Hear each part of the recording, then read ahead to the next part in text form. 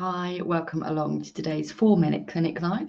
I am Dr. Marianne Trent, and this is your daily prescription for better mental health.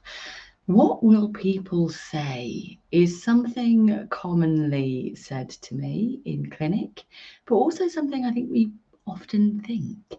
What will people say? What will people think?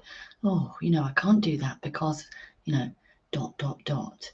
And actually, this is something that we play around with quite regularly in the field of psychology. So when I was training in cognitive behavioural therapy, CBT, you might have heard it being talked about, we regularly had to structure and schedule behavioural experiments. And behavioural experiments are where you think, if I do such and such, then I think, X, Y, Z might happen. And a behavioural experiment is where you test that theory.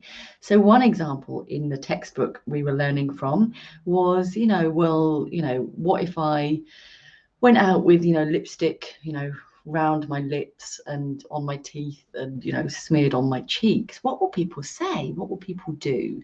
And someone in our cohort, a male actually, tested it. And the response is perhaps a little different than you might expect. The reaction seemed to be that lots of people didn't notice, and that when they did, nobody said anything. Certainly nobody said anything detrimental. And I think he said one person had said, "Oh, did you know you've got something on your face? If here's a tissue if you wanted to get it off." So actually, of all the comments, none were negative. And that's I like talking to people, you might have noticed. But if I see someone, with something stuck to their shoe, then I'm not thinking, oh, they look ridiculous. I'm thinking, I think actually in that position I'd want to know. And so I say, oh, did you know you just, got something caught on your coat, or you've got your your skirt caught in your coat, because I would want to know. And largely when I do things like that, people are really grateful, because they wouldn't have wanted to not know about that. So it's not always that people are thinking negative things about you. Largely what we recognize is that we've all got such busy lives. People, often don't notice. And so can we free ourselves up to do things, like I've been going salsa dancing, what will people say? That I'm really useless and that I don't know what I'm doing? People are lovely. People are so supportive.